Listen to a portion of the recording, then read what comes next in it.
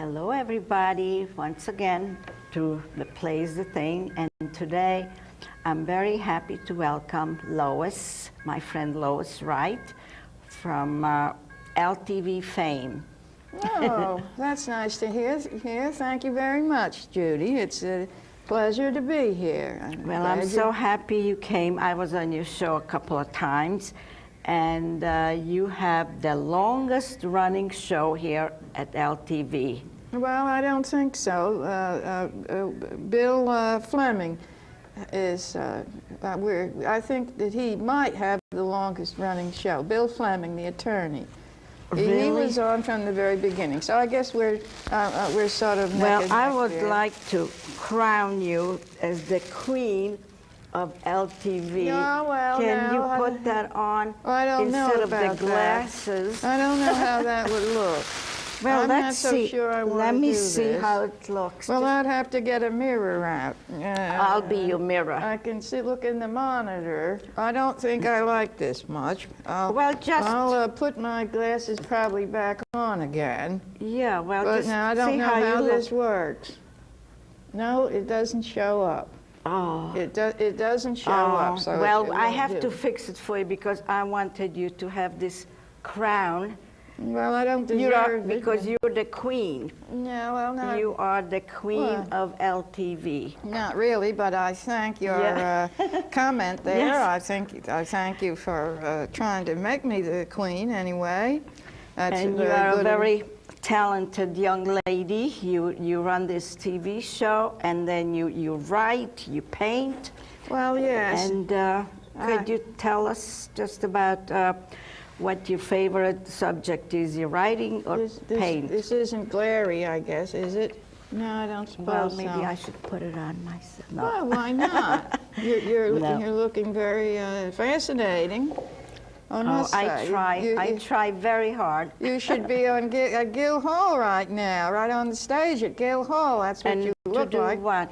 Well, watch your plays, whatever play you're being put on. That would be marvelous on the Gill Hall stage. You have to wear that next time you Okay, next time. Go there and with some new play. And I like your title. The play is the thing, and we'll have to talk about that. So what have you been? You said you've been writing something. No, I've been writing for many years, and then, of course, unfortunately, you know how it is. You make a little effort to get it out in the world, and then you put it in the closet. So, Yes, we do that. Yes, it's not easy to get it out in the world. That's right. So, But you do paintings also. You paint. Oh, I've been painting all my life and exhibiting, but I'd like to talk about my writing because this is a playwright I would show. like to. Well, it's not exactly a playwright. It's for artists, and in my opinion, everybody is a star. Everybody has a story to tell. Whatever, and you are a very, very interesting person. Well, You thank did many, you. many things in your life, and so you want to talk about your writing? It's fine with me. What did you write? Well, I wrote a play about, it takes place first in Connecticut, and then it goes to, of all places, the Azores. That's way out there. It's 500 miles out in the ocean from Lisbon. But it's a fascinating place, and it was during the Second World War. The British rented it. They used it. It was a military base. It was. Have you been there? Yes, I spent about a month there. Wow. But not was long after the Second World War, and it was when we were in charge then. The English gave it up, renting it, and the American MAT, the Military Air Transport, and SACs, all were there. It was a fascinating place. It would have a banana tree growing next to a pine tree. It was to me like the top of could have been Atlantis. It was so unusual. Did you pick bananas? No, I don't care that much about them. So what took you there? Oh, well, my cousin's husband was second in command to General Daney there, and he was in charge of all the military at this base. And they had it great there. They had a private, the officers and their wives, they had a private racetrack for cars, another racetrack for horses. They just lived it up. They lived beautifully in this island. So you went to visit your sister? My cousin. Oh, your cousin. Yes, I did. Betty McCarter. So I did. And it's strange because people ask me if I've been to Europe, where have I been? And it seems strange that I almost made it there. You know, I was 500 miles away. And I didn't go to Europe. I was invited to go to Madrid and all. That would be and Portugal, but I didn't go. I was very anxious to get back to East Hampton, actually. I missed East Hampton. Are you a native East Hampton? No. East Hamptonite? No, I only started coming here for the summers when I was about 12 years old. Mm-hmm. Then we started living here all year round, so I'm not a native, no, like Teresa Quigley. Teresa K. Quigley, the attorney I had on my last show, she was born in the Southampton Hospital. Oh. The same as Jacqueline Onassis, born, Bouvier then, born in the Southampton Hospital. I didn't know that. No, yes. Mm-hmm. Wow. So I consider them more in Scout's tier than I am. Yes, sure. So you wrote this play about it started one place and it ended up in it's about the this Azores? Yes, this person goes to the Azores, and then I bring in, because I like things different, then I brought in it's called the Atlantis Connection, but this is a man from outer space. She meets this man from outer space there. And I love stories like that. Oh, well, I do too. So there's quite a lot of goings on there in the Azores, which is all that part, of course, imaginary. And she wants to go with him to wherever he came from, but she doesn't. She goes. So why don't you dust it off and start playing with it? Well, I don't want to do anything with it. I don't like rewriting. I don't like that. If anyone tells me, now you've got to rewrite that 3 or 4 times, and then I, wouldn't do it, walk out. I don't think I could ever be an actress because I don't like rehearsals. I only like to do something once, usually. Yes. And I don't like to have to do something over and over again. So that is why I'm not successful and never will be. But I've acclimated myself to being somewhat like a failure, whereas... You are a big success here in the Hamptons. Well, I am at LTV. You are the queen of LTV, Thank goodness everybody knows you. Don't people ask you for the autograph? No, thank goodness for LTV, because here I'm complimented, and the people think I'm doing well and all. Well, you and are. It's the only place I am, because everywhere else I don't, as I said, not going to rewrite anything. I wouldn't want to go over any lines more than once or twice. So you see, where can I get? I would like to see that play. Would you show it to me one day? Oh, I'd be delighted to show it to you. Yes, maybe you can do something. Well, I don't know if I could. I'm not doing so well with my things. Well, anyway, what about your paintings? Are you still painting? What do you use, watercolor? Well, I like my paintings, and the same as I like my writings, but I'm not going to polish them up that much. My paintings are fine. What do you paint? I like to paint ocean scenes. I've painted everything. I've gone from, I've painted abstractions. I've painted impressionism. Are you still doing it? Oh, yes, I certainly am. So I painted some I've been doing some good water scenes lately. I had the radio on while they were talking about the terrible, terrible tragedy in Louisiana, and I kept hearing water, water all the time when the dams, what do you call those things? Barriers were going. Yeah. So I was just immersed in water, and so Yeah. I thought some great water scenes. Do you paint watercolor or I what use do you acrylics. Acrylics. Sometimes I'll even bring in a little house paint, but mostly it's acrylics. A paint. That's something I never did. I never drew anything or painted anything. I have no feeling for that Yes, at you all. did. When you were on my show a long time ago, and you did something. I don't know whether it was a frog or something. Oh, that's one drawing. It was a pig. Yeah, that's right. Yes, it was very clever, I thought. Yeah. Yeah, that because an artist had shown me how to make that pig. And When you were very I was young. a child, and Yeah. I remember that. About Yes. 6 years old, you said, I think, or younger. Well, whatever it was, yes, as a young child, I remember that pig.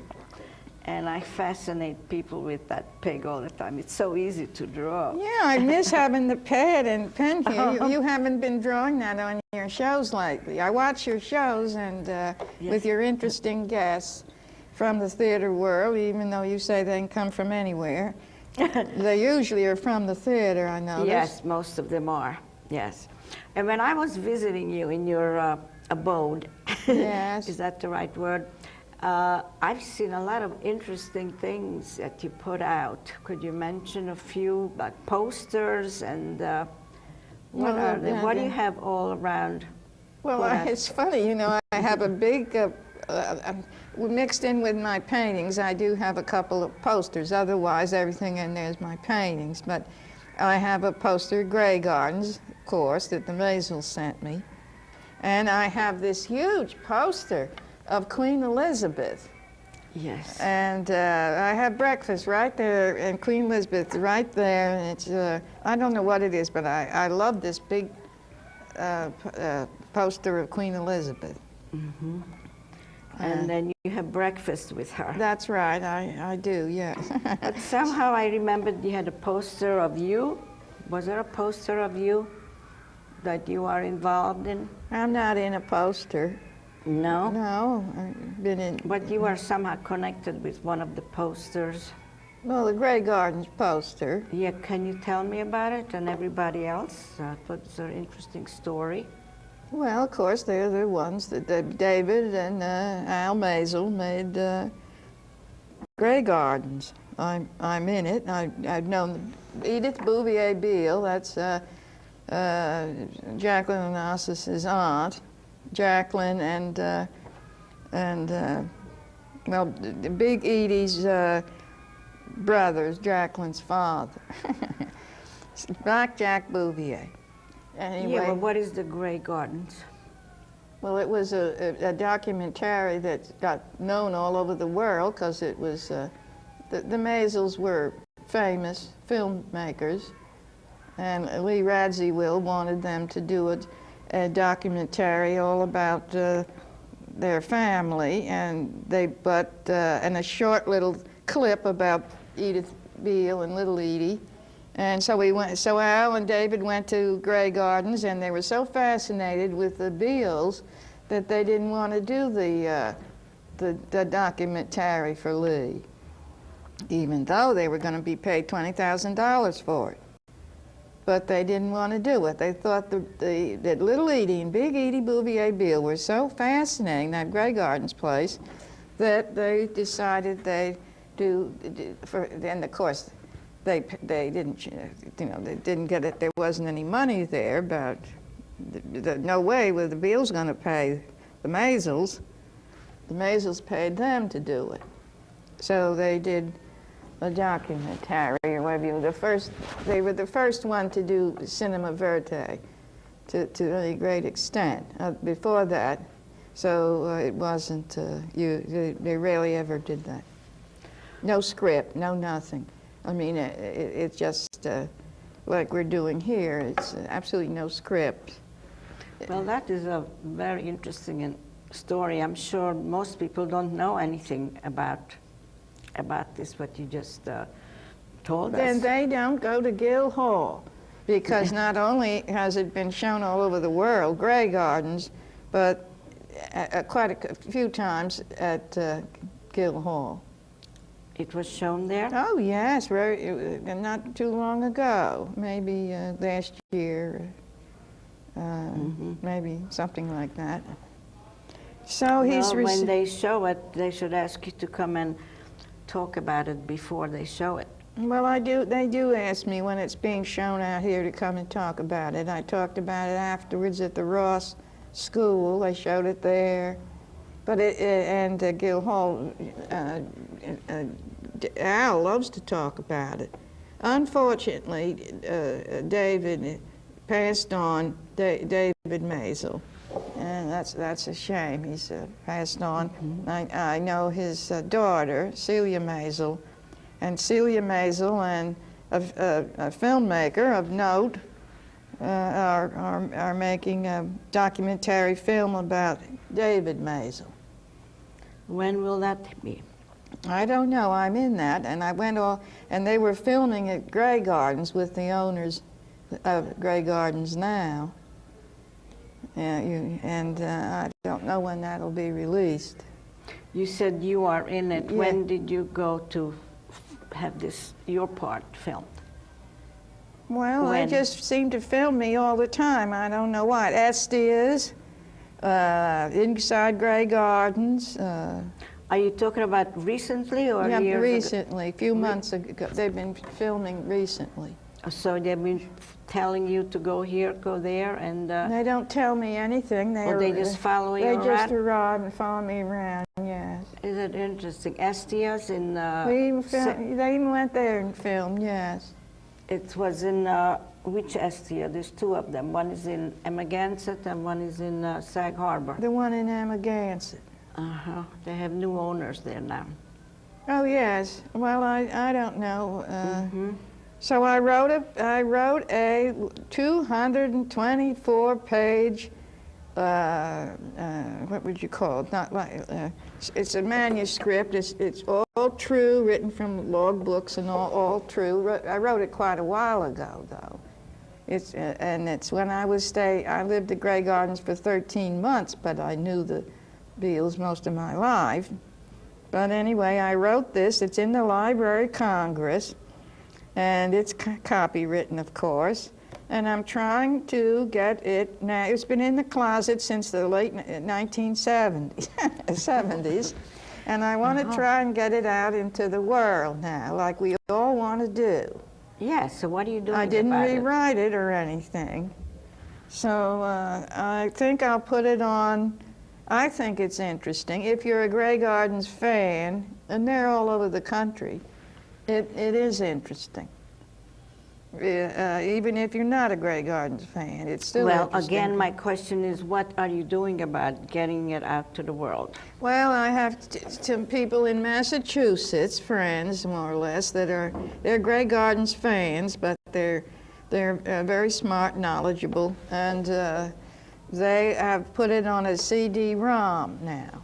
Oh, yes. And so you get different opinions. I don't know anything about computers. I don't have one, and I don't know.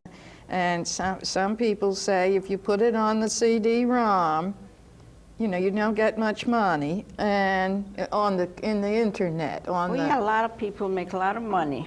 Some people make a lot of money on the internet. I think they already have the book published. I've had guests on my show where they've had, like Richard Cummings, where they've had the book published, and then they put it on the internet. Internet too. But as you know, I don't have the book published. So I don't know. For some reason, it's not as good then when you put it on the internet. But I'm going to put it on the internet anyway. It's on that CD-ROM, and I'm getting tired of looking at everything. Now, if everybody, they keep saying people will steal it. I guess they if they steal copyright it, it is copywritten. Well, then that's all you need is copywritten. I mean, people could steal it and alter it, but yours is yours. Well, anyway, I'm going to put it out there into the world. Good for you. And of course, you came on this show, and this show is going to go all over the world. Oh, good, good. Yes. I'm glad. Oh, that's great. Yes, I send this tape to a lot of public access TV stations. Oh, good. I didn't know that. My show never goes past Wainscott. Well, it takes a little effort to get it out there. You see, I like paperwork. Paperwork Oh, and yes? paperwork. Yeah, each station you have to write this paperwork, that, and you have a time slot and all that. It is a lot of, as we say in Italy, patching around. Oh, yes? Did you ever hear that expression? No, no. You never heard the word patching around? Never, no. Oh my gosh, you see, now you learned something from me. Oh, yes, but I'll forget the word. I'll put it on a CD But for we you. make a good pair, I must say, because I don't like all that work, and you don't mind it. Well, it's no, not, I do mind it at times, but I persevere. If you don't persevere, you never get anywhere. I never persevere. You know, I've got all these 100 faults. It's no wonder I should be worse off than I am now, even. But you've been doing this show for so many years. Well, this is easy. It's so easy. I mean, I'm not doing anything. I just sit down, talk to the guest. It is, you said, like you said, it takes a little time and effort to get it together, right? Well, and sometimes no. you get disappointments when you make appointments and people break it, et cetera, et cetera. So I can handle give yourself that. credit. I can handle credit is that. due, and that and you change your format on your TV show from just a regular, and now you're in the Old West. Oh, it's so with much the more time fun capsule. being in the Old West. There's no comparison. For 15 years, I did nothing but interviews, and it got boring. And so, not that the people were boring, I just got tired of the same thing. And then when I went to the Old West, it was great. And in the Old West, you invented this magic ball. And now we're going to take you back in a whirlwind. You call it the whirlwind. The whirlwind, yes. Well, you go in it's some little gadget I was found in the holler, I call it, in the woods, and it was probably left there by an outer space person.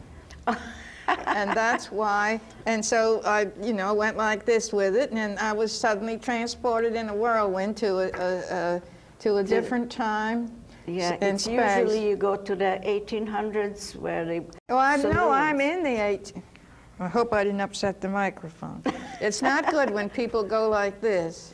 No, it's not. Someone See how was much doing work that it is? about their heart. They were saying, I have such heart for this. And then, of course, they thump their chest, and the microphone doesn't like that. It happened to me because I wear this chain, and then sometimes when you wear jewelry, it gets mixed up with the microphone.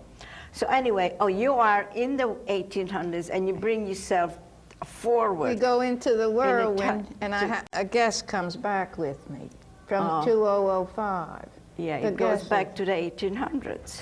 They come back to this saloon. I'm in a saloon. It's so relaxing because you're in it. It puts the guest right at ease. I have a rancher, Jenna Roth, and the pig farmer, and the guests, when they see that check tablecloth and the pig farmer and Jenna with the hat on and all, they're completely relaxed. Yes, and you and serve shot them glasses. You serve them drinks and and gun. I remember I had a gun when I was in your show. That's right. And you took a picture of me with the gun. That's right. And I sent that picture to my daughter-in-law. I said, if anybody is going to hurt you, send them, let me know, and I'll deal with them with that gun in my hand. And she got a big kick out of that. Yes, that was a good thing to do, send her the picture. Yes, it is. Would you believe it that the half hour is just about gone? Well, that's because I think I was talking too much. I'm not used to being a guest, so well, that's why you're here. rambling I wanted to hear all about your interesting background, what you had, because I know you do a lot of different things, and I've learned a lot about you. Well, thank you. You're a wonderful host. You really are. thank That's why I was talking so much. You brought this all out. Well, that was my aim, and I don't want to forget to thank my underwriters. You should. Dr. Perry Silver and Taylor Cohen and Hunter Cohen and the crew. You're always so good thanking the crew. Lee Davis, who's my director, and Evan Zaddy at the camera. She did such a wonderful job. Yeah. And of course, LTV Studios. And oh my gosh, I don't know if they have that picture. I have a picture out there. I always ask the audience, oh, there it is. If somebody could tell me that was at the Store Club, who those people are, please write in, and we are going to do something wonderful to those people who Well, could are they still identify them. around? They're not. I don't know. Oh, you mean you're going to do something for the people that ride in, not for the Yes. people at the Store Club there? Yes, it is. Yeah, I'm going to pick a guest. Whoever writes in with the right answers, I'm going to put that in a fishbowl and pick out a name, and then that person is going to be on my show as a guest. Oh, well, thank you for Well- having me as a guest. I didn't have to And win I always anything. say goodbye to people. Bye. Bye, everybody. The guest waves too. Well, go ahead and wave. I'm going to Bye. try and wave like Yes. try to wave like Queen Elizabeth.